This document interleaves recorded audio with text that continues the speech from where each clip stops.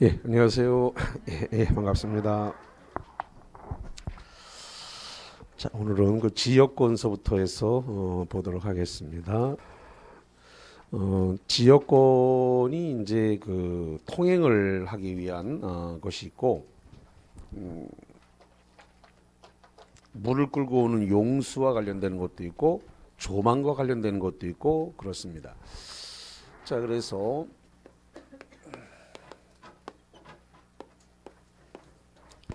지역권을 보니까 통행 지역권, 그다음에 물을 끌고 오는 용수 지역권, 그다음에 조망 지역권 이렇게 봅니다.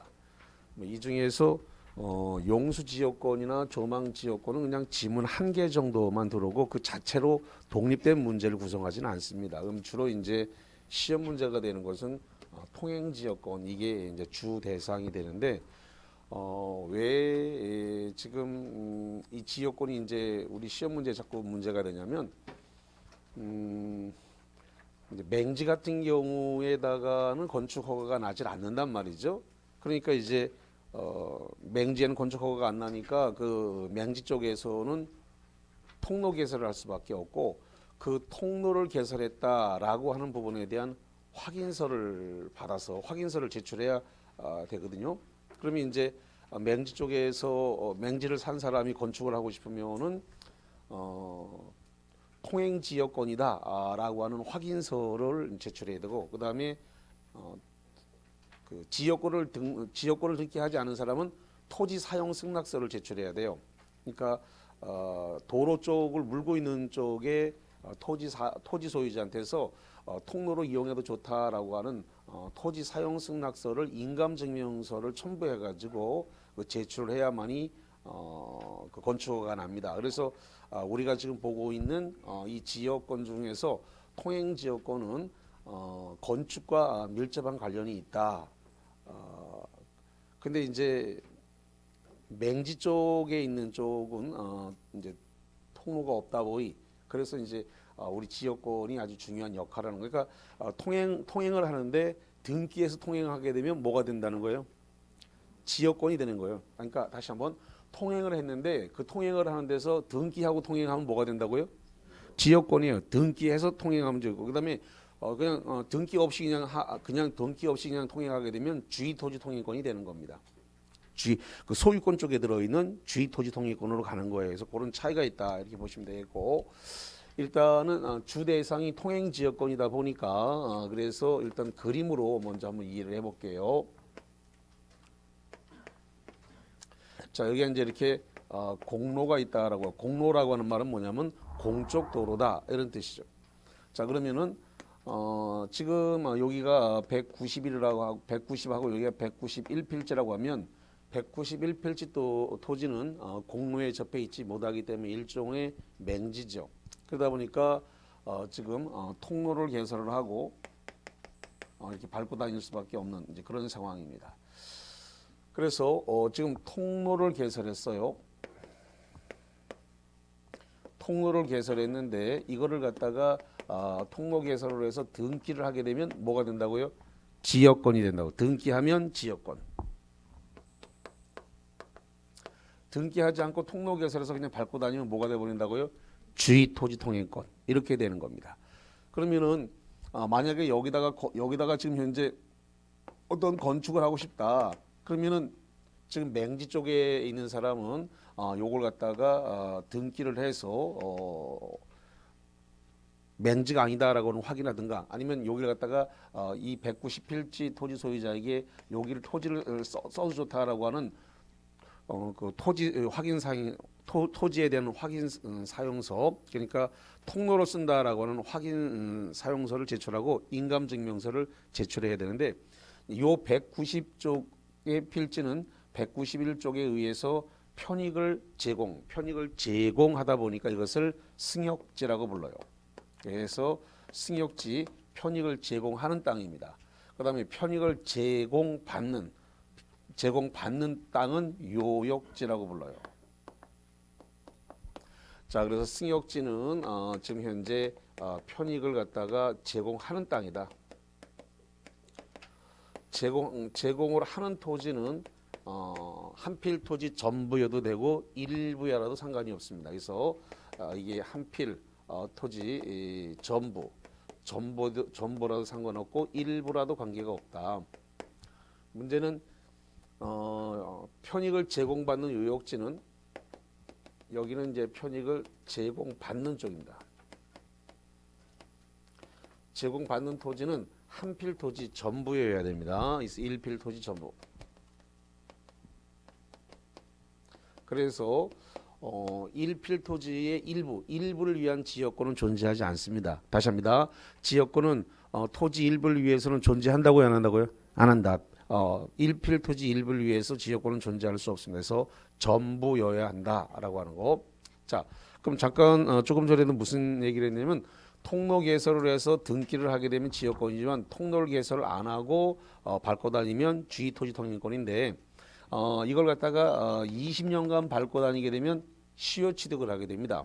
다시 말씀드립니다. 등기 없이 이걸 통로 개설을 하고 20년간 밟고 다녔다고요. 20년간 밟고 다니면 뭐가 발생한다고요? 시효 취득을 할 수가 있어요. 시효 취득이나 뒤집어서 취득 시효나 같은 겁니다. 엎어치나 매치나 같은 거예요. 다시 시효 취득이나 취득 시효나 뭐 하다고요? 같다고요. 엎어치나 매치나 같은 거다 이 말이죠. 그러면 시효 취득, 취득 시효를 하려 그러면 여기가 통로를 개설한 것만 갖고는 안 되고 표현되고 계속돼야 됩니다. 다시 한번 통로 개설을 하고 여기가 뭐 해야 된다고요? 표현되고 계속돼야 된다. 표현되고 계속됐다라고 하는 것을 판례가 뭐라고 표현하냐면 여기다가 통로를 개설을 하고 시멘트를 덮어 씌웠다. 그러니까 그냥 진흙바닥으로 내버려둔 게 아니라 시멘트를 덮어 씌웠다든가 또는 아스콘을 갖다 씌웠다든가 또는 자갈을 갖다가 잔 자갈을 여기다 이제 깔아서 발에 이렇게 질퍽질퍽하게 흙이 묻지 않는 상태를 만들었다. 이게 이제 표현되고 계속됐다 그래요. 그래서 표현되고 계속되는 통로 개설을 하게 되면 시효 취득을 하는데 몇 년 밟고 다니면 시효 취득이 된다고요? 20년. 예, 20년을 밟고 다니게 되면은 시효 취득하는데 통로 개설한 사람은 통로를 점유합니까 안 합니까?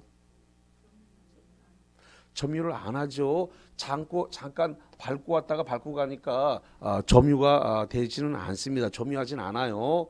그렇기 때문에 지금 이 통로나 지역권에 대해서 반환 청구를 하지 못합니다. 여기 이 요역지 쪽에서 이 통로를 사용하는 쪽에서 지금 반환 청구 된다 안 된다? 안 된다. 점유를 수만한 적이 없기 때문에 반환 청구가 되지를 않습니다. 그래서 반환 청구는 없다. 그 다음에 시효 취득을 할 때 이 요역지 쪽에 점유하는 자가 적법 점유를 해야 시효 취득이 됩니다. 다시 한번 시효 취득하기 위해서 무슨 점유를 해야 된다고요? 적법 점유. 그러니까 요역지를 적법 점유를 하고 있는 자야 된다. 뒤집어 얘기해서 불법 점유자에게는 시효 취득이 인정되지 않는다. 이런 이야기가 되겠고요. 자, 그 다음에 여기 지금 지역권을 개설하거나 통로를 개설하려고 그래요. 다시 합니다. 여기를 지역권을 개설하든지 통로를 개설하든지 하려고 그러는데 지역권의 개설과 통로 개설은 요역지 소유자에 국한한다. 이렇게 나오면 이거 맞는 말일까요? 틀리는 말일까요? 다시 여기를 좀 요역지 쪽의 땅을 이용하기 위해서 통로를 개설하는데 통로를 개설하거나 또는 지역권을 개설하기 위해서 요역지는 소유자여야만이 여기 지역권 등기를 하거나 통로를 개설할 수 있다. 이렇게 나오면 맞는 말이냐고요? 틀렸다는 거죠. 왜냐하면 요역지 쪽에서 소유자가 개설하는 게 일반적이지만 소유자가 아니라 용익권자도 가능하다는 겁니다. 요역지에 뭐라고요? 용익권자도 지역권 개설이나 통로 개설할 수 있다 없다? 있다. 그래서 용익권자도 가능하다는 겁니다. 그래서 소유자에 국한하는 게 아니고 용익권자도 된다. 그럼 용익권자 그럼 누굴 말하는 거예요? 예를 들어서 이 땅을 190일 요역지 땅을 갖다 지상권 설정한 자 또는 토지 임차권 설정한 자, 토지 뭐 전세권 설정한 자 이런 자들도 지금 쓸 수 있다 이렇게 보시면 되겠습니다. 물론 임차권이라는 게 채권이지만 경매로 넘어갈 때에는 그걸 갖다가 다 용의권으로 같이 봐버려요. 그래서 용의권에 의해서 지상권이나 전세권이나 임대차, 토지 임대차에 의해서 통로 개설이나 지역권 등기는 가능하다 이렇게 정리를 하겠습니다. 자, 그 다음에 요 지금 통로로 개설됐거나 등기된 요 지역권 요 부분은 요역지에 있는 소유자나 용의권자만 쓰는 게 아니라 승역지 쪽에서도 사용할 수 있다 그러면 말이 들려요. 맞습니다. 이걸 갖다가 공용성이라 그래요. 무슨 성이라고 한다고요? 공용성. 그래서 이 통로를 개설했거나 또는 용수를 길어오는 쪽에서는 지역권 요역지 쪽이나 요역지 그 용의권자만 쓰는 게 아니라 승역지 쪽에 있는 사람도 함께 사용할 수 있다. 그래서 함께 사용할 수 있는 것을 뭐라 그러냐면 공용성이라 불러. 무슨 성이라고요? 공용성. 공용성이다. 자, 그러면 이런 문제가 남아요. 만약에 승역지 쪽에서 이 지역권이나 통로 개설한 쪽을 함께 사용한다면 무슨 의무를 부담하게 되냐면 수선 의무, 공작물에 대한 수선 의무가 발생을 하게 됩니다. 수선 의무. 누가 수선해야 된다고요? 승역지 쪽에서도 이 지역권 쪽의 공작물이나 이런 걸 갖다가 수선해야 될 수선 의무를 부담하게 돼요. 그러다 보니까 번거롭거든요. 번거로우니까 이걸 갖다가 요 지역권이 설정되어 있는 요 토지 부분을 갖다가 요역지 쪽에다가 줘버릴 수가 있습니다. 여기 지금 통로로 사용되고 있는 요 부분에 대해서 요역지 쪽에다가 줘버릴 수 있다고요. 이렇게 주게 되면은 요역지 소유자 쪽 입장에서는 지역권을 넘겨받았으니까 결론적으로 소유권과 제한물권이 한 사람에게 귀속이 되게 됩니다. 잠깐만, 지역권은 용익물권이면서 제한물권이죠. 다시 한번, 지역권은 뭐라고요? 용익물권이면서 제한물권이에요. 그래서 이 지역권 용익물권이면서 제한물권인 이거를 요역지 소유자에게 줘버렸다고요. 그렇게 줘버리게 되면 그럼 소유권과 제한물권이 한 사람에게 귀속이 됐습니다. 한 사람에게 귀속이 되면 민법상 뭐가 발생할까요? 혼동이 발생해요. 뭐가 발생한다고요? 혼동. 소유권과 제한물권이 어떤 원인에 의해서 한 사람에게 귀속되는 상황을 뭐라 한다고요? 혼동. 그래서 이렇게 혼동이 일어나는 걸 법률 용어로 위기라고 불러요. 약간 특이한 내용인데 뭐라 부른다고요? 위기라고 불러요. 아주 굉장히 특이한 내용인데 위기라고 합니다. 그래서 다시 위기는 이 승역지 요 지금 통로 개설한 요 통로 개설한 부분에 대해서 지역권이 설정된 이 부분을 갖다가 승역지 소유자도 함께 사용하다 보니 수선 의무를 부담해야 되고 수선 의무를 부담하는 게 번거로우니까 아예 요 지역권 설정된 요 부분을 요역지 소유자에게 줘버렸다. 그러면 제한물권과 지금 소유권이 한 사람에게 귀속이 됐기 때문에 이렇게 위기함으로써 혼동이 발생한다. 다시 한번 이게 위기함으로써 뭐가 발생한다고요? 혼동. 위기라고 하는 것은 지역권이 설정된 토지를 요역지 소유자에게 줘버리는 형사하는 걸 뭐란다고요? 위기. 이 위기에 의해서 혼동이 일어났고 이 혼동으로 지역권은 소멸한다. 이렇게 됩니다. 다시 한번 위기함으로써 혼동이 발생했고 혼동에 의해서 지역권은 뭐 한다고요? 소멸했다. 왜? 이 땅이 지금 누구 땅이 돼버렸어요? 요역지 소유자 땅이 돼버렸으니까 더 이상 지역권은 존재할 필요가 없다. 그래서 위기에 의한 혼동으로 지역권은 뭐 한다고요? 소멸한다. 이렇게 돼요. 조금 어려운 이야기인데 그렇게 되어 있다라는 겁니다. 자, 그러면 지금 방금 전에 설명한 부분이 교재에 있는지 잠깐 찾아서 그 위기를 했다라고 하는 부분을 한번 찾아서 확인시켜 드리겠습니다.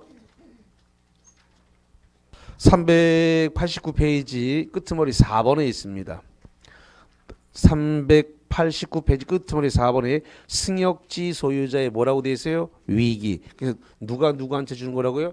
승역지 소유자가 요역지 소유자에게 지역권이 설정된 땅을 줘버리는 행위를 뭐라 한다고요? 위기. 그래서 요역지 소유자가 아니라 누가 주는 거라고요? 승역지의 소유자가 승역지 토지를 지역권자에게 이전하여 넘겨준다는 일방의 의사표시를 뭐라 한다고요? 위기라고 하고, 위기로 승역지의 소유권이 지역권자에게 이전하면 지역권과 소유권이 동일인에게 귀속되므로 지역권을 혼동으로 뭐한다? 소멸한다. 설명드린 내용 다 나왔습니다. 그렇게 보시면 되겠고, 자, 그 다음에 이제 이러한 부분을 좀 볼게요. 지금 만약에 지금 용의권자가 공유로 돼 있다라고 한번 가정을 해볼게요. 공유. 자, 공유라고 돼 있으니까 그럼 여기가 예를 들어서 A, B, C 이렇게 공유 3인의 공유로 돼 있다 이렇게 해볼게요. 그 다음에 승역지 소유자는 그냥 갑 이렇게 해볼게요. 그러면 용의권자 A, B, C가 이 지역권을 개설해서 이걸 쓰고 있었는데 이 지역권은 용익물권이기 때문에 소멸시효가 적용이 돼요. 무슨 소리냐면 지역권을 개선하고 20년간 사용 수익을 하지 않으면 지역권은 소멸시효로 소멸한다라고 돼 있어요. 그래서 용의권 중에서 소멸시효를 적용받는 건 두 개예요. 지상권하고 지역권 두 개는 소멸시효가 적용이 됩니다. 다시 뭐하고 뭐는 소멸시효가 있다고요? 지상권하고 지역권은 등기해놓고 20년간 사용하지 않으면 뭐가 걸린다고요? 소멸시효로 소멸한다라고 하는 소멸시효에 걸리는 규정이 있어요. 그러면 지역권을 등기해서 쓰고 있다가 이 촌에서 여기 191페이지에 있는 소유자가 이게 서울 수도권으로 가버렸어요. 서울 수도권으로 가버렸으니까 여기가 비어 있겠죠? 비어 있어요. 비어 있다가 보니까 서울 수도권에 올라가 있는데 뭐 바빠서 먹고 살기 바빠서 그런지 안 내려왔어. 안 내려와서 이게 지금 공유로 돼 있었는데 A, B, C 공유로 돼 있었는데 가만히 생각해 보니까 아이고 우리가 너무 오랫동안 안 내려갔네. 날짜를 따져 보니까 뭐 19년 됐어. 19년하고 11개월이야. 이제 그럼 한 달 남았죠. 20년이면 소멸한다니까. 그러니까 우리가 너무 오랫동안 안 내려갔구나. 이래가지고 A, B, C 3인 중에서 공유자 A, B, C 3인 중에서 어떤 1인이 내려왔습니다. 그래서 A가 내려왔다고 할게요. A가 내려와가지고 여기를 갖다가 딱 밟고 섰습니다. 이렇게 딱 밟고 서서 여기 선물 보따리 하나 들었어요. 그리고 갑한테 이야기를 했습니다. 굳이 여기 와서 얘기되는데 딱 밟고 서서 얘기를 했습니다. 그동안 잘 계셨죠? 우리가 너무 오랫동안 안 내려왔습니다. 이러면서 굳이 이 땅을 밟고 서가지고 얘기를 하더라 이 말이죠. 소멸시효는 한 번만 딱 밟으면 다시 20년 늘어나 버리는 거예요. 그러니까 이 땅을 굳이 딱 밟고 얘기를 한 거예요 이렇게. 그러면 소멸시효가 딱 정지가 돼 버립니다. 그러면 지금 이 지역권을 안 써가지고 소멸시효가 지금 진행되고 있었는데 지금 19년하고 11년 또 19년 11개월 동안 사용 안 하다가 한 달 남았는데 내려와서 밟았어요. 딱 밟고 이야기를 하는 순간 지역권의 소멸시효는 다시 20년 연장돼 버리는 거예요. 그래서 어느 1인이 지역권의 소멸시효를 중단 또는 정지 소멸시효를 갖다가 중단을 시킨다거나 정지를 시키게 되면 그 소멸시효의 중단과 정지는 다른 공유자에게 효력이 있을까요? 없을까요? 있습니다. 그래서 소멸시효의 중단의 효력은 어느 공유자 어느 1인에 의한 소멸시효의 중단과 정지는 다른 공유자에게도 효력이 있다 없다? 있다라는 겁니다. 그렇게 정리를 하면 되겠고, 자, 그 다음에 이렇게 볼게요. 등기를 하지 않고 통로만 개설한 상태에서 여기를 갖다가 뭐 아스콘을 덮어씌웠다든가 시멘트를 덮어씌웠다든가 뭐 자갈을 깔았습니다. 그러면 대원 판례가 표현되고 계속됐다 이렇게 표현한다 그러죠. 시멘트라든가 아스콘이라든가 잔 자갈을 깔아놓으면 계속되고 표현됐다 이렇게 이러는데 계속되고 표현된 상태에서 등기 없이 20년을 사용하게 되면 뭐가 발생한다 그랬다고요? 시효취득이 된다고. 뭐 한다고요? 시효취득. 등기 안 했지만 시효취득이 된다고요. 그래서 잘 밟고 다니다가 이 사람들이 지금 저 서울 수도권으로 옮겨 가든가 아니면 어디 가고 안 와요. 그래가지고 여기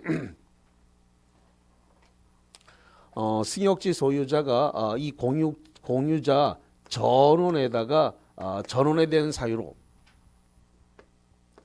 공유자 전원에 대해서 전원에 대한 사유로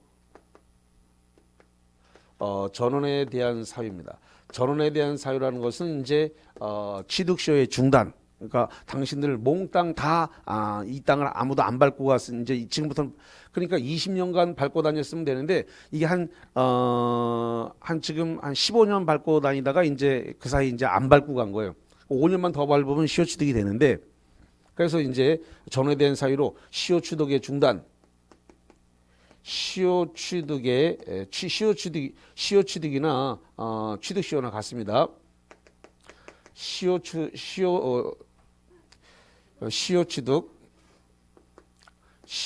취득의 중단과 정지에 대해서 공유자 전원에게 전원에 대한 사유, 이거 시효 취득의 중단이라는 전원의 사유로 통지를 했습니다. 전원에게 통지하게 되면 그 시효 취득의 중단의 효력은 발생한다 안 한다? 한다. 그래서 시효 취득의 중단과 정지에 대해서 동일한 사유에 대해서 공유자 전원에게 통지를 하게 되면 전원에서 전원에게 통지하면 그 취득 시효의 중단 정지 효력은 발생한다. 이렇게 되어 있습니다. 자, 그래서 고기와 관련해서 그렇게 보셨고, 자, 그러면 지역권과 관련해 가지고 우리가 그 문제를 갖다가 요거 하나만 더 해볼게요. 지금 이게 부종성이 있는 부분이 있어요. 부종성이 있기 때문에 지금 요역지 191필지 토지가 만약에 예를 들어서 을 토지였다고 해봅시다. 을이 이 땅을 갖다가 매매를 했습니다. 자, 매매를 해가지고 예를 들어서 병에게 넘겼다. 한번 해보죠. 병에게 넘기고 소유권 이전 등기를 해줬습니다. 그래서 요역지 소유권의 이전 등기를 하게 되면 부종성에 의해서 요 지역권 설정된 것도 별도의 등기를 하지 않아도 자동으로 등기 없이 자동으로 병에게 넘어갑니다. 다시 지금 요역지 땅을 넘기면 요역지 사용을 위해서 지역권이 등기돼 있죠. 이 지역권이 된 등기는 별도의 등기를 하지 않아도 이 요역지에 대한 매매로 병에게 소유권 이전 등기를 넘기면 이 등기된 지역권도 별도의 등기가 없어도 병에게 자동으로 뭐 한다고요? 이전된다. 이걸 뭐라 한다고요? 부종성이 있다.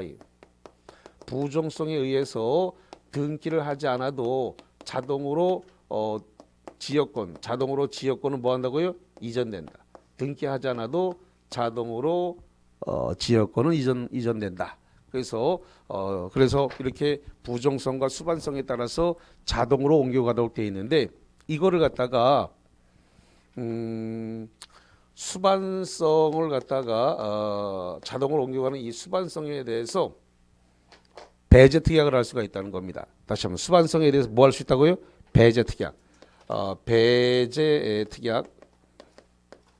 함께 이전되는 이 수반성에 대한 배제 특약이 가능하고 이 배제 특약을 하게 되면 제3자에게 대항할 수 있다. 이렇게 되어 있습니다. 등기를 하면 수반성에 대해서 등기하게 되면 제3자에 대해서 효력이 있다. 이렇게 되어 있습니다. 자, 그래서 거기와 관련을 해서 수반성을 배제하는 특약이 가능하다. 이렇게 기억을 하시면 되겠습니다. 원래 부종성에 따라서 수반성과 부종성에 따라서 함께 이전되는 게 정상이나 옮겨가지 않는다.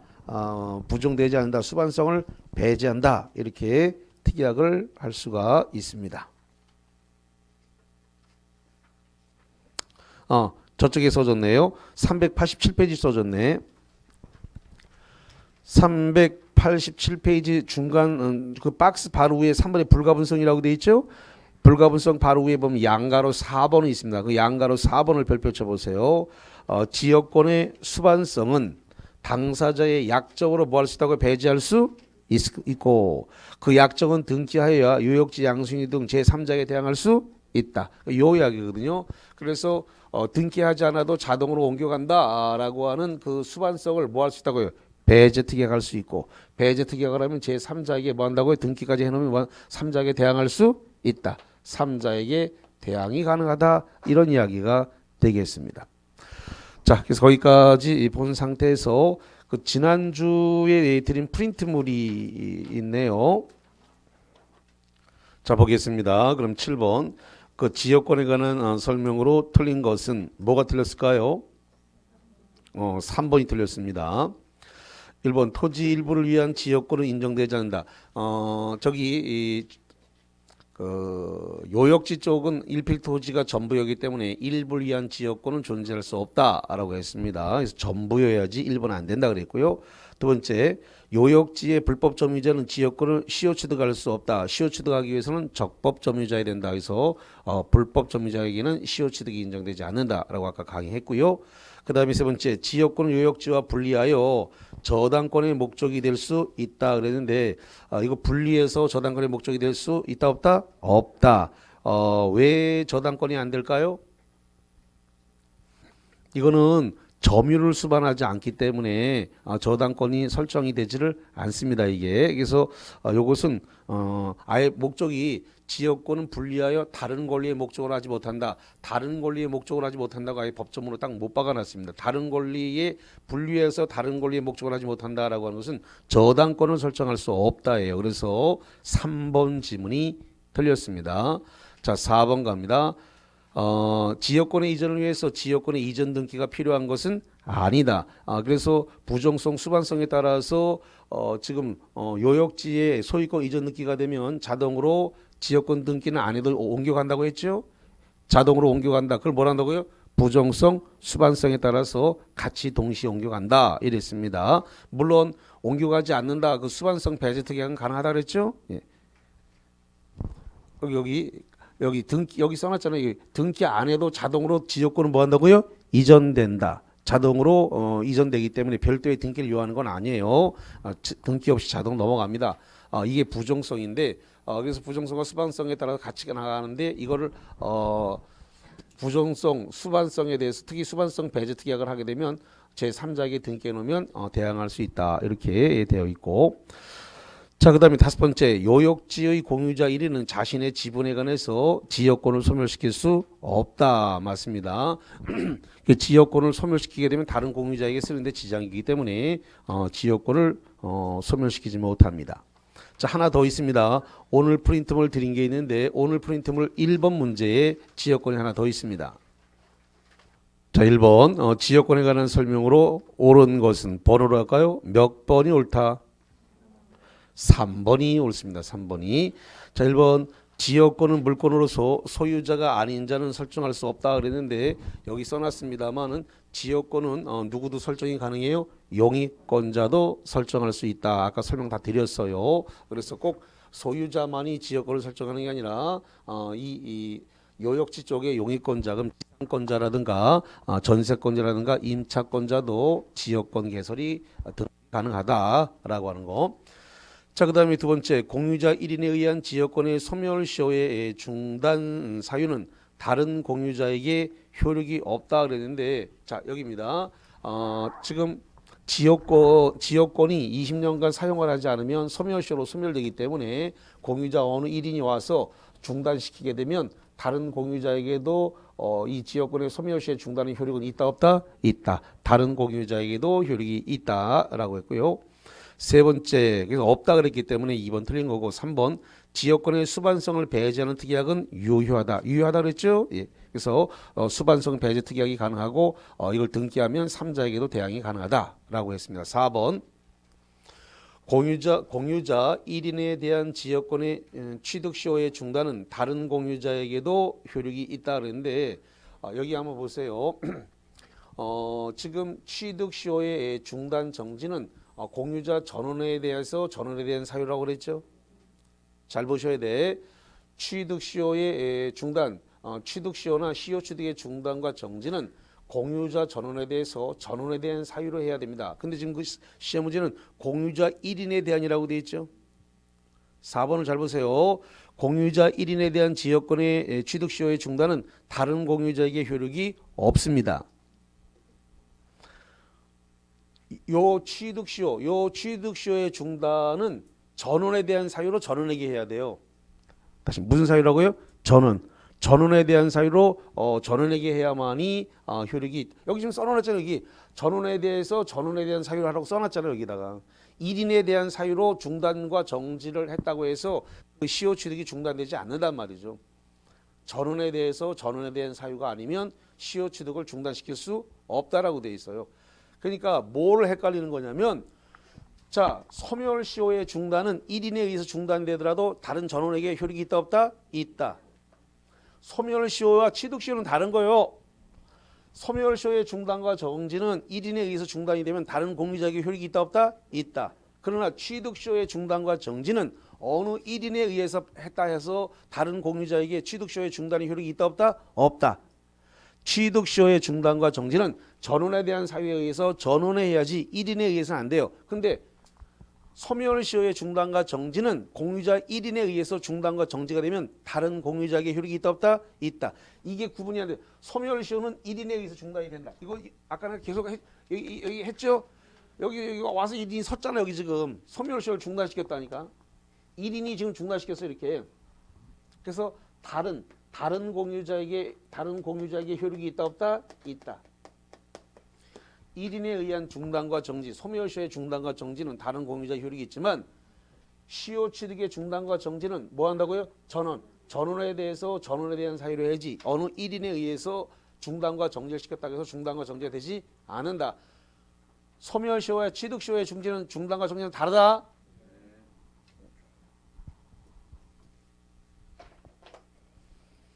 자, 그 다음에 5번 지역권은 요역지상에 존재하므로 요역지는 일필토지 전부 또는 일부도 가능하지만 승역지는 일필토지여야 한다. 잠깐만. 지금 지역권이 요역지에 존재해요? 승역지에 존재해요? 봐라. 자, 지금. 자, 지역권이 어디에 있어 지금? 승역지에 있잖아. 어디 요역지에서? 요역지는 여기 위에 있는데. 다시. 지역권이 지금 어디 있다고요? 승역지에 있지. 승역지 땅에. 지금 5번 문제는 요역지 땅에 지역권이 돼 있다고 돼 있단 말이에요. 그러니까 시험 문제가 그림 문제로 주는 게 아니고 이렇게 서술형으로 주기 때문에 머릿속에 빵 하고 그림이 떠올라야 된다니까. 그러니까 도로를 물고 있는 쪽이 승역지고 편익을 제공받는 쪽은 그 뒤에 있는 땅이라 맹지가 요역지란 말이에요. 맹지. 도로가 없는 쪽이. 그러니까 지역권은 도로를 물고 있는 쪽에다가 냈기 때문에 승역지 쪽에 있는 거란 말이죠. 됐나요? 그래서 지역권은 요역지에 존재하는 게 아니라 어디 존재한다고요? 승역지상에 존재하므로 그 요역지를 바꿔야죠. 승역지로. 승역지는 일필토지 전부 일부여도 가능하지만 승역지는 일필토지는 아닙니다. 요역지라고 되어 있는 건 전부 다 승역지로 바꿔야 되고 그 다음에 승역지라고 되어 있는 건 요역지로 바꿔야 돼요. 그러니까 요역지와 승역지가 맞바뀌었어요. 지금 5번은. 5번에 요역지 2번 나왔죠? 2번 다 뭐로 바꾼다고요? 승역지로. 그 다음에 두 번째 줄에 승역지로 되어 있는 걸 뭐로 바꾸라고요? 요역지로 바꿔야 맞다는 겁니다. 그래서 요역지와 승역지의 위치가 맞바뀌었다. 이런 소리야 지금. 그래서 5번 틀렸다. 이런 거죠. 자, 그래서 실무상으로 대단히 중요한 의미를 갖는 지역권이다. 그래서 이거를 갖다가 실무에서 맹지의 도로내기, 길내기라 그래요. 그러면 저 땅은 굉장히 이제 가치가 있어져요. 저 땅이 요역지 191필지 땅은 값어치가 없어요. 도로를 안 물고 있어서. 그러니까 되게 싸다고. 그러니까 저런 땅을 개발해서 팔아먹어야 돈이 된다고요. 저런 땅은 되게 싸. 도로를 안 물고 있으니까 엄청 싸. 도로 뒤에 있기 때문에 가격 차이가 어마어마하게 나요.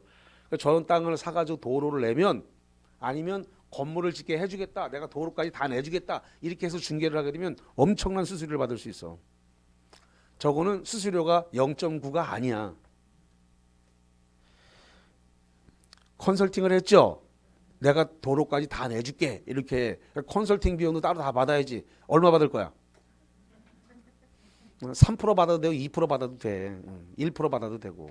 1% 받아도 무슨 소리고 그 0.9 받아 갖고는 안 돼 저런 거는요. 그래서 저런 거 보통 한 3천에서 5천씩 받아야 돼 저런 거는. 눈이 번쩍 뜨이지. 그래서 자꾸 중개만 하려고 하지 마세요. 중개만 하려고 해가지고는 돈이 안 돼요. 중개만 해가지고는. 그러니까 저런 거를 개발하는데 눈을 들여야 돼. 그래야 저거 아까도 얘기했습니다마는 토지 사용 승낙서를 받아주면 되는데 토지 사용 승낙서를 단순히 받아주면 안 돼요. 정확하게 명시를 해야 돼. 토지 사용 승낙서가 통로를 위한 토지 사용 승낙서라고 정확하게 명시를 해야 돼. 그리고 그거 위조했다고 나중에 다른 소리 할 수도 있기 때문에 인감증명서까지 붙여야 돼. 인감증명서까지 딱 해서 그래서 딱 하면 이제 빼도 박도 못해. 그래서 그리고 도면까지 딱 그려가지고 요 위치가 요로 통로 낸다. 딱 그거 도로 위치까지 첨부해가지고 도면까지 그려서 딱 이게 건축가에다가 놓으면 이제 빼도 박도 못하는 거예요. 그럼 이제 엄청나게 저 190일지 땅은 가치가 상승을 하게 되는 거예요. 가치 많이 올려줬으니까 수수료 많이 받아도 되죠. 계산을 할 때 0.9만 중개 수수료고 나머지 비용은 다 뭘로 가는 거라고요? 컨설팅 비용으로 받는 거야. 만약에 그걸 갖다가 3%를 다 중개 수수료 받으면 초과 수수료가 되죠. 큰일 나. 그래서 계산서 써줄 때는 0.9만 딱 써주는 거야. 얼마까지만 쓴다고요? 0.9. 나머지는 컨설팅 비용임. 이렇게 딱 하면 돼요. 법적으로 아무 문제 안 생겨. 왜? 컨설팅 한 거 맞잖아. 그리고 이렇게 동의서도 받아줬고 도면도 내가 그려서 다 넣어줬고 그러니까 컨설팅비 충분히 그 컨설팅 한 거 맞아. 그러니까 3% 받아도 되고 2% 받아도 돼. 그러니까 겁먹지 말고 5천만 원씩 받아 그냥.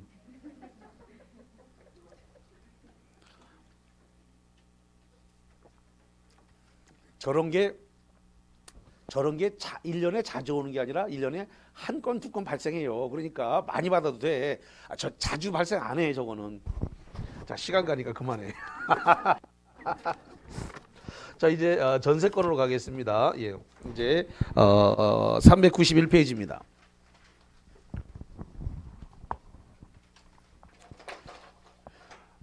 왜 이런 얘기를 하냐면 제가 공법도 좀 강의를 하니까 이게 개발하고 직접적 관계가 되는 거거든요. 그래서 그러니까 단순히 민법만 하면은 그냥 지역권만 이야기할 거야 이게 그냥. 근데 그게 왜 써먹어야 되는지를 민법 하시는 분들은 잘 설명 안 해요. 거의 제가 시중에 있는 강사들 거 제가 다 들어보지만 지역권이 왜 필요한지에 대한 설명을 하는 사람이 거의 없어요. 그게 왜 우리가 실무에 가서 써먹을 거고 왜 이게 필요한 건지에 대한 설명을 거의 안 해줘. 그냥 지역권만 얘기를 해. 근데 이게 정말 실무에 가서 어떻게 써먹어야 되는 건지에 대한 써먹는 건 얘기를 안 해줘. 내내 해줬대. 그거 중개업 오래 하다가 깨닫게 돼. 중개업을 한참 하다가 알게 된다고. 한참 하다가 아 이게 그거였구나라고는.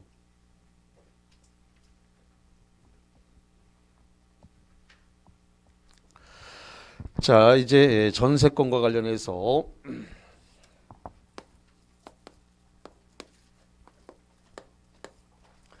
전세권은 용익권적 성격과 담보물권적 성격 두 개를 다 가지고 있어요.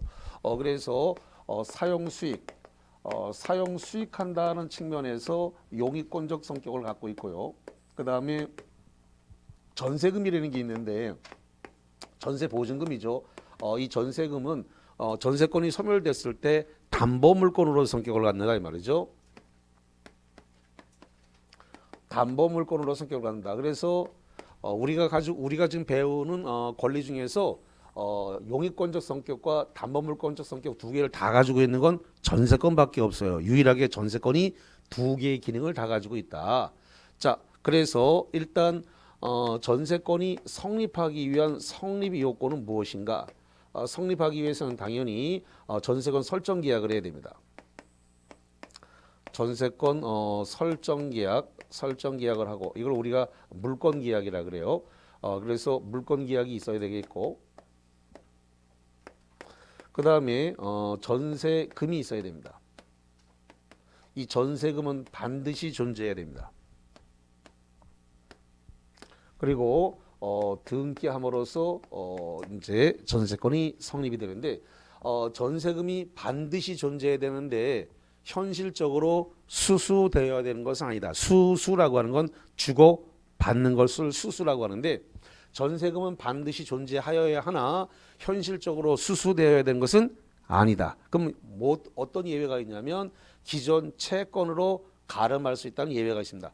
현실적으로 수수되어야 되는 건 아니지만 뭐 한다고요? 기존 채권으로 가름할 수 있다. 가름이 뭐예요? 대신. 다시 가름이 뭐라고요? 대신. 그래서 가름할 수 있다. 법조문 판례가 그렇게 돼 있어요. 여기서 기존 채권으로 가름할 수 있다. 나한테 줄 돈 있었지? 그거 갖고 전세금 하자. 그래서 등기하자. 이렇게 할 수 있다는 겁니다. 그래서 기존 채권으로 가름할 수 있다. 여기서 주의해야 될 것은 뭐냐면 이 성립 요건 안에 전세 목적물, 전세물이라고 할게요. 이 전세물의 인도는 성립 요건이다 아니다? 아니다. 그래서 목적물을 넘겨줘야지 전세권이 성립되는 것은 아니다. 이렇게 정리하겠습니다.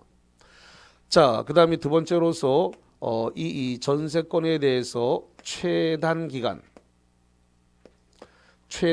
있느냐? 있다는 겁니다. 토지에 대해서는 없지만 건물이 1년이 있습니다. 다시 한번 전세권이 최단 기간이 토지에 대해서는 없고 건물만 몇 년 있다고요? 1년. 자, 그 다음에 최장 기간이 있는가? 있다. 그래서 토지와 건물 둘 다 10년 적용받습니다.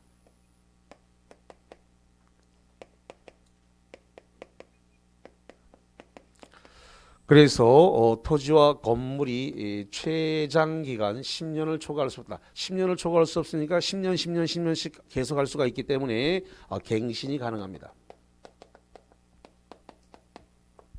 다시 갱신하더라도 몇 년을 못 넘어간다? 10년. 그럼 결론적으로 10년씩 계속 연장해서 쓸 수 있다 없다? 있다. 10년을 초과하지 말라 그랬으니까 10년씩 계속 이렇게 연장해서 사용할 수 있다. 이런 겁니다. 자, 그 다음에 만약에 존속기간을 약정하지 않았다. 존속기간을 약정하지 않게 되면 이건 어떻게 되냐면은 당사자는 언제든지 이 소멸 통고를 할 수 있습니다. 당사자는 언제든지 소멸 통고 끝내자라고 소멸 통고를 할 수 있습니다. 여기서 당사자라고 했으니까 전세권 설정자와 전세권자 둘 다입니다. 전세권 설정자하고 전세권자 둘 다 이게 똑같이 적용되는 거예요. 그래서 소멸 통고를 하면 이 소멸 통고를 받은 때로부터 6월이 경과되면 6월이 경과하면 이 전세권은 소멸하게 됩니다. 소멸 통고 받고 얼마가 지나면 이거 소멸 통고 받은 날부터 얼마가 지나면 소멸한다고요? 6월이 경과되면 소멸이 된다. 자, 그 다음에 법정갱신이 있는데요. 법정갱신을 다른 말로 얘기해서 묵시의 갱신이라고 불러요. 법정갱신, 묵시의 갱신인데 이 법정갱신, 묵시의 갱신은 토지는 없고 건물만 있습니다. 다시 한번 전세권의 법정갱신, 묵시의갱신 어떤 것만 있다고요? 건물, 토지에 대해서는 없어요. 그래서 건물에 대해서만 묵시의갱신이 있다. 자, 그러면은 설정자가 전세권 설정자는 소유자인가요? 맞습니다. 다시 한번 소유자 쪽을 뭐라 그런다고요? 설정자. 예외가 없습니다. 그게 총칙이든 물권이든 채권이든 민사특권이 다 똑같아요. 설정자란 말이 붙어있는 쪽이 소유자예요. 단 한 번도 예외 없습니다. 자, 그래서 설정자가 기간 만료, 전세권 기간 만료 6월에서 1월입니다. 6월에서 1월 전까지 갱신 거절을 통지하면 되는데 갱신 거절을 통지하지 않았습니다. 조건 변경을 통지하면 되는데 조건 변경을 통지하지 않았습니다. 이렇게 되면 전세권과 동일한 조건으로 갱신된 것으로 봅니다.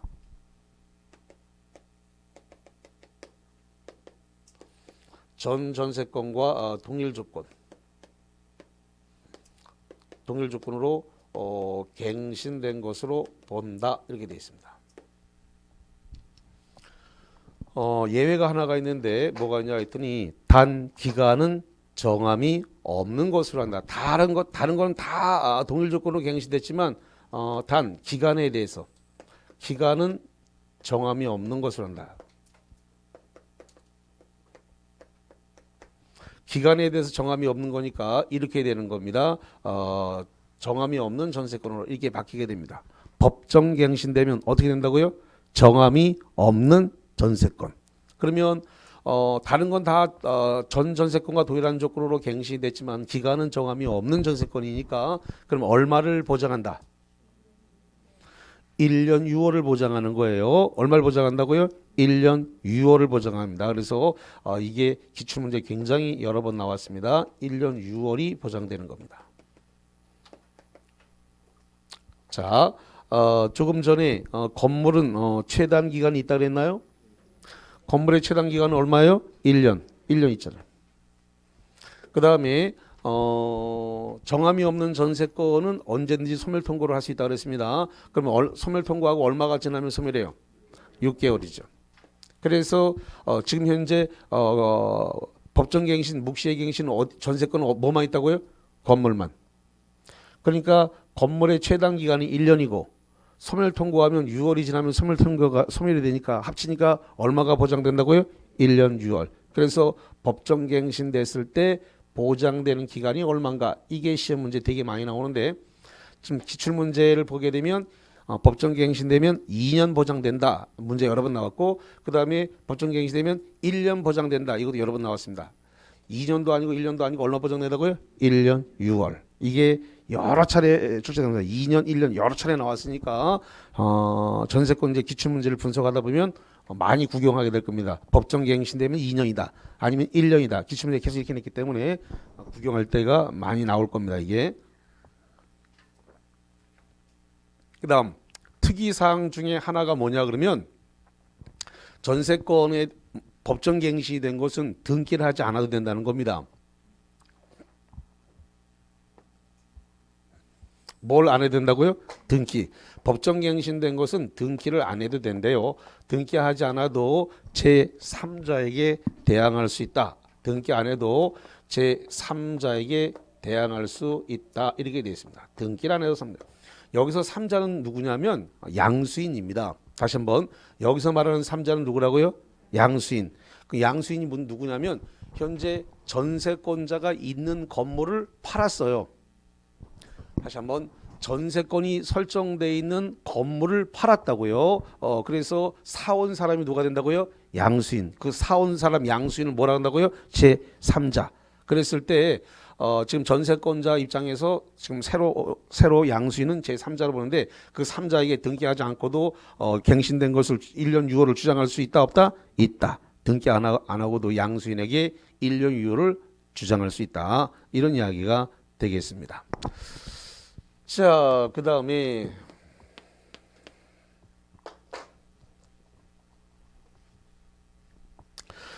비용 상한 청구권을 갖다가 주장할 수 있느냐라는 부분인데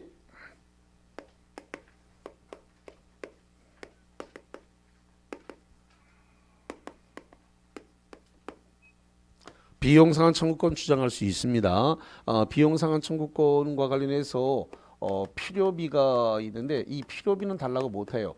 이 필요비는 이제 전구담화라든가 수도꼭지 고치는 데 들어간 마모돼서 닳아서 없어지는 게 필요비인데 이거는 전세권자가 달라고 할 수 있다 없다? 없다. 유익비는 달라고 할 수 있어요. 유익비는 가치가 증진된 비용인데 목적물의 가치가 증진된 비용에 대해서는 달라고 할 수 있는데 그래서 요거는 달라고 할 수 있습니다. 유익비. 근데 만약에 유익비를 안 준다. 유익비를 안 주면 유익비 안 줬다는 이유로 유치권 행사할 수 있을까 없을까? 있다. 누가 없다 그러는데 있어요. 다시 한번 유익비가 지금 전세권에서는 필요비는 달라고 할 수 없지만 유익비는 달라고 할 수 있고 유익비를 달라고 했는데 안 준다.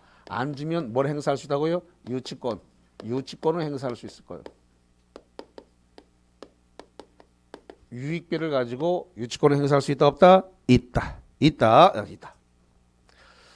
자, 그 다음에 여섯 번째입니다. 여섯 번째로서 부속물 매수 청구권을 행사할 수 있습니다.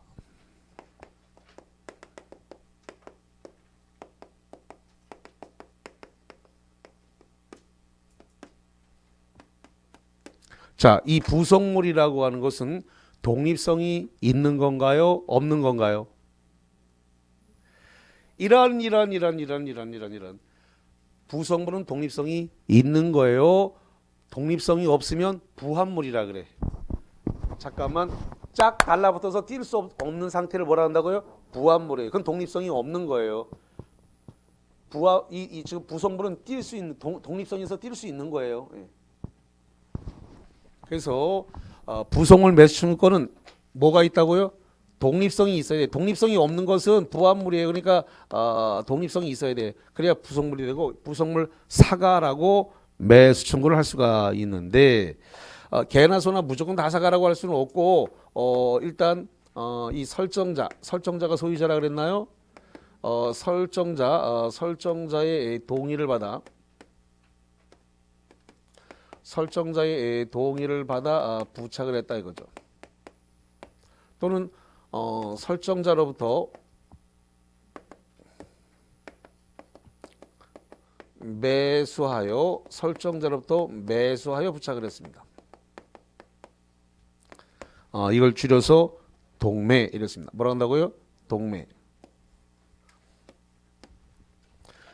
이 부속물 매수 청구권은 민법 및 민사특별법 전체를 통틀어서 4번 나오게 됩니다. 자, 다시 말합니다.